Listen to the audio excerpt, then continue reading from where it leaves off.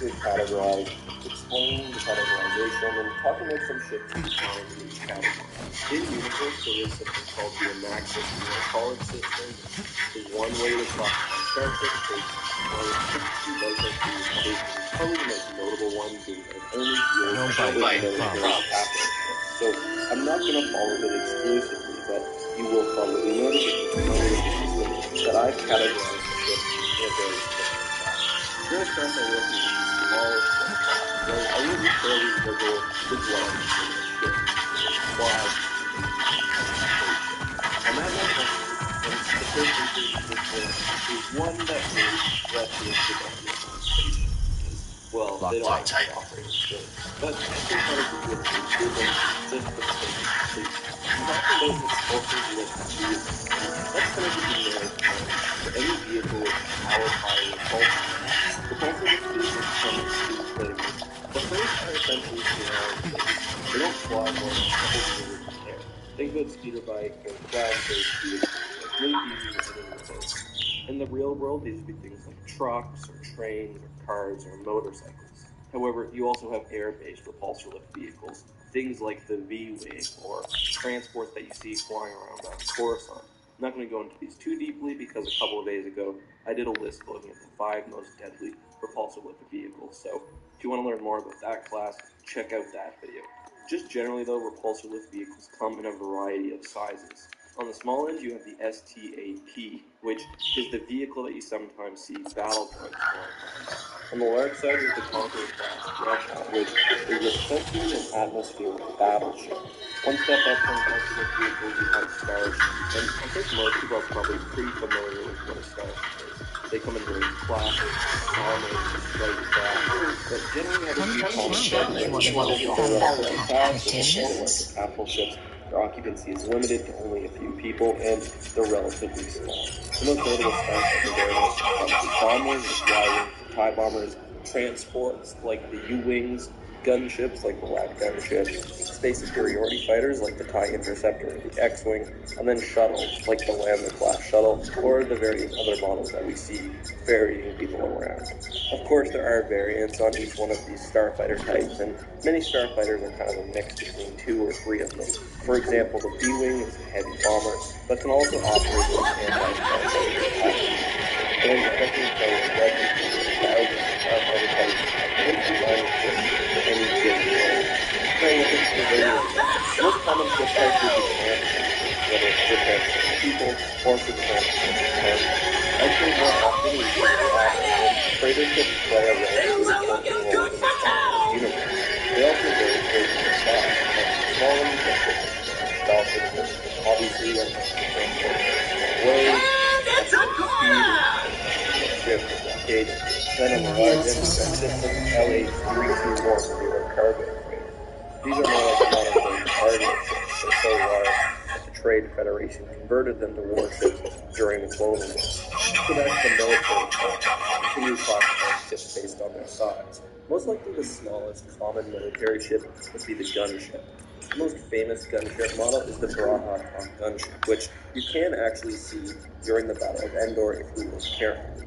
Ships like the DP-20 can also fall within this classification. The point of a gunship typically is to protect larger ships against starfighters.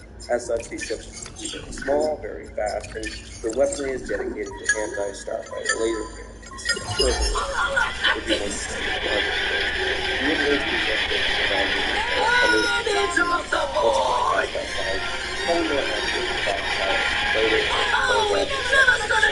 Speaking of, next we have the Corvette. These ships are extremely versatile. They can typically will also have some sort of offensive capabilities. The most famous Corvette is the CR-9, the Rebel blockade runner. You also have ships like the Hammerhead or the Carragon Spike. Again, very small, very fast, very versatile. Ships like this were very common in the Alliance Navy because they were very common in the Star Wars universe. But typically for any serious Navy, you will have heavier capital ships. Along with the Corvette and the gunship, you also have light frigates and the very rarely used destroyer. These two classes aren't very common, and destroyer in particular can mean a variety of different ships. But the point is that all of these classes are basically small. attack that would probably be a good concept of the which is made of multiple other ships put together in some way that's, as the name would suggest, not very pleasing and basically a typically these would be starfighters like the TIE Wing or the Y TIE, but I see no reason why you couldn't do the same thing with larger ships. These are basically surplus ships that are very effective in real battle. And not entering the rockets! The next category here probably the capital ship, which, while would typically still be larger ships, also has more complex and protection. It should be noted that frigate is one of those words that Star Wars authors will often attach to the names of ships without really thinking about the classification. For example, a munificent class frigate is probably more properly classified as some sort of cruiser. Probably the best example of a frigate is the Nebula B. It's around 300 meters long, has a heavy transport some battle itself, but also has somewhat. Other examples would be the small class frigate or the larger MC. Keeping up now, we have probably the broadest that of the cruiser. In many sci-fi universes, cruisers are the heaviest ships, or at least some of the heaviest ships. The same is true to a degree in the Star Wars universe. While you do have larger ships like Star Destroyers or even Dreadnoughts, those would be exceptionally rare compared to cruisers. The most famous cruiser type is the confusingly named Dreadnought-class heavy cruiser. That ship is not a Dreadnought or really a heavy cruiser, but kind of the that ship can be small, typically placed the majority of the fleet. They're really large weapons made to take down other ships. The Nazi's warfare system differentiates cruiser and heavy cruiser. That's certainly one way to use your head! In my mind, everything from a class frigate to assault ship to even an immobilizer for there's not really cut off. You just want to look at a ship designed to take on other capital ships that is medium size. And unless you're dealing with a serious power, this will be a ship in most fleets. Things to note that some of these larger capital ships also be classified as basically similarly, some ships also go into which means these gravity ventilation between the large cruisers, there are also some ships which are light destroyer. It's over a kilometer long, it's quite deadly, but it's not really as powerful as, say, a Venator. Ships like that or a Victory-class Star Destroyer are what I would consider to be a heavy cruiser. Next up, we have a classification that's kind of hard to name. The Enactus War College calls this size ship a Star Destroyer, but that is largely because of its imperial bias. These ships are basically anything that's larger than a cruiser, but not much larger than, say, an Imperial 2-class Star Destroyer. I'll call the classification a Star Destroyer as well. But keep in mind that not all Star Destroyers fall in this class. There are many other than which will fall in this class. For example, most modern larger than that, we have battle. These are the second largest class of ships, but really not very common. These are ships that were not quite big enough or powerful enough to be considered a dreadnought, but were still larger than the typical Star Destroyer. Battle cruisers were most commonly upsized Imperial Star Destroyer variants. For example, the Allegiance class battle cruiser or the Praetor Mark II. These ships are typically larger, more well-armed, and just generally more deadly than the standard Star Destroyer or Star Destroyer variant. On the New Republic side, we have the Mediator-class battlecruiser. However, that might actually be more properly classified as a dreadnought. We can't be sure because the size and the armament has never been specifically laid out. Think ships like the Subjugator-class heavy cruiser, which is almost 5 kilometers long, fits well into the battlecruiser subtype, as does, I think, the Lucrehulk-class battleship, just due to its sheer tonnage. The largest starship classification would be the Dreadnought. Maxi says that this is any ship over 5 kilometers, but I would probably call it thinking probably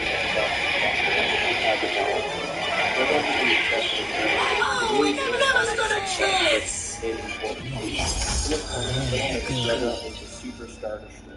This is basically any Imperial dreadnought with the traditional wedge shape. We have the Bellator, which would be low end for a dreadnought, all the way up to ships like the Assertor and the Executor, or even the Eclipse. We also have the New Republic Star Defender line. On today's Star Wars Legends lore video, we designed the perfect fleet, using ships from every era and faction.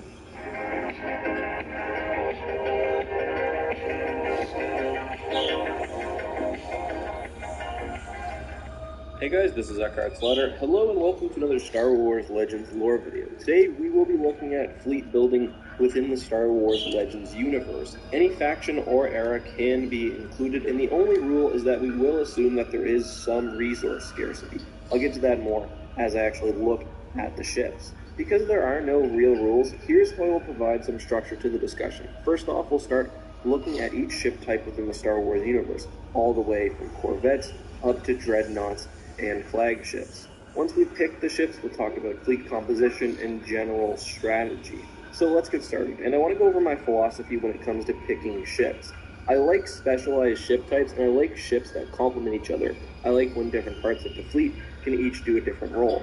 I kept this in mind when looking at corvettes, and I ended up choosing the CR-90, probably the most famous corvette within the Star Wars universe. The CR-90 is fast, incredibly well armed, and it's modular. The only real weakness that it has is the blind spot at the end of the craft, but when working in a fleet, it should be possible to protect against this. As I alluded to a second ago, the CR-90 is heavily configurable. In my fleet, I would swap out all but one. We turned a penny into $600, and today we're here at the best location down in USA. We're going to tour the store. We're going to see they have any deals and deals, and we're going to try to finish this video today. We're going to try to $1,000. Things are looking good for now! Oh, obliterated! Impressive victory!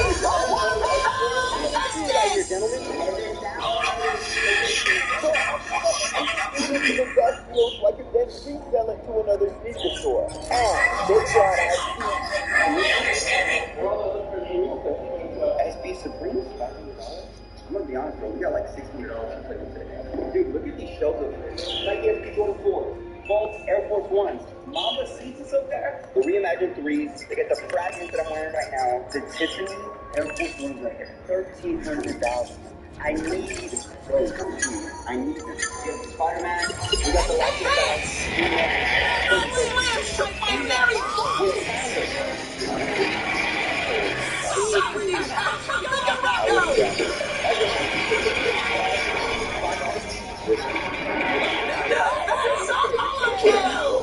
I can't call winners.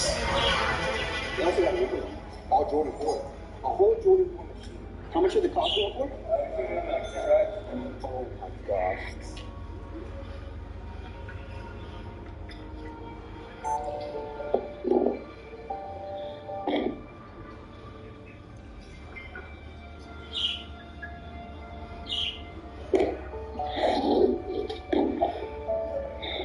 Okay. Well, I don't normally make videos like this, but I'll start with something very simple. Thank you. I woke up this morning to see that there are now 10 million of us, which is crazy. Most of you probably don't know this, but for most of my life, I didn't know what I wanted to do. So what I kept doing was just chasing down food because that's what felt right. And I guess that doesn't really matter because now, here we are. I cook almost every day. I go on these different journeys. I try different food all around the world. And I do my very best to share all of that with all of you. Right here in this chest is the diamond play button. I've never less than 1,000.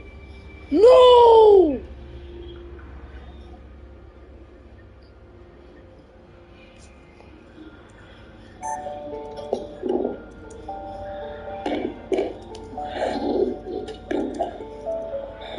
Okay. Well, I don't normally make videos like this, but I'll start with something very simple. Thank you. I woke up this morning to see that there are now 10 million of us, which is crazy. Most of you probably don't know this, but for most of my life, I didn't know what I wanted to do. So what I kept doing was just chasing down food because that's what felt right. And I guess that doesn't really matter because now, here we are. I cook almost every day.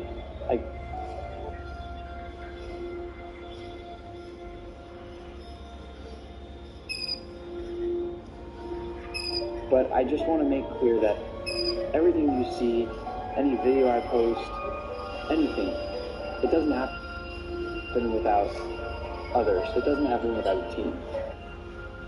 And that doesn't just include my cameraman, man, who we also would not be here without. That includes a lot of people who have helped me now and along the way, people that I've looked up to, people that have taught me things, people that have inspired me. My family members, my grandparents, everyone who's taught me anything about food. That includes all of those people. And you. So let's open this up and take a moment to celebrate the fact that we are now here and say thank you in all. Team Sanity, let's go. I'm so glad that it's probably chock full of random events that you can explore and experience all at once. Every time you play is a new. You're being optimistic about this, Mark. Thank you. Mark, what a lovely name.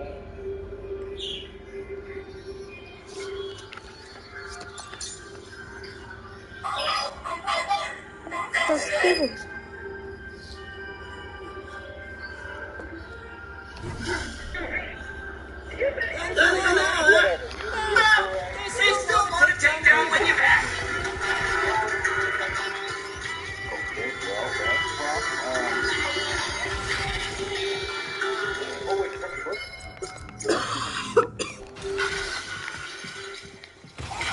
Oh, yeah, there it is.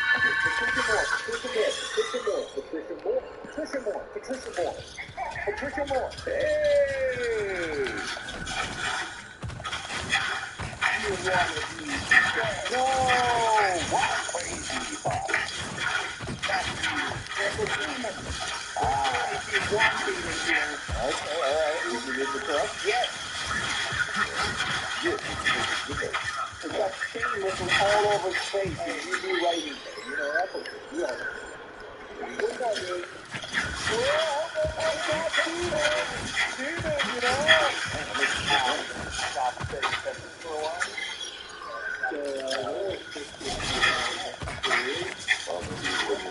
also, here's what was happening.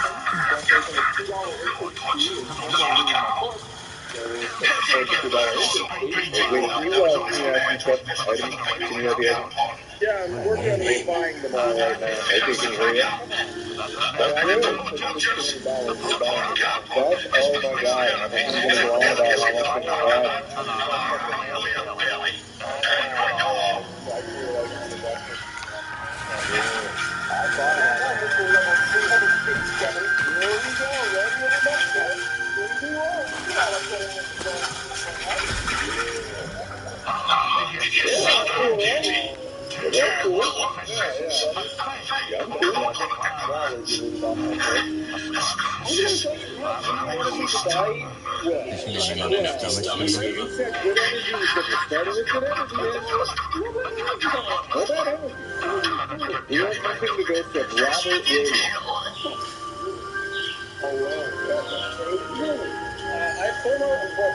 I have got my eye on you guys, so don't worry about it. Scanning for ghost orbs in the various halls. Not seeing nothing.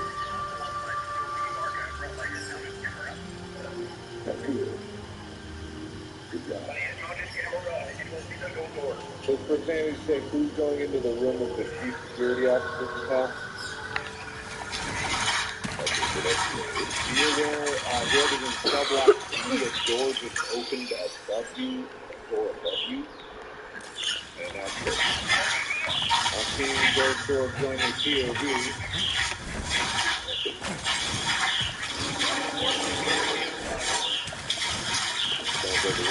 For some reason, the camera you're carrying has exited the map and it is falling into infinity in my view. No, I don't know. It's spinning around as it's falling. Oh, it's back. Looking pretty good. No ghost orbs to be found just yet.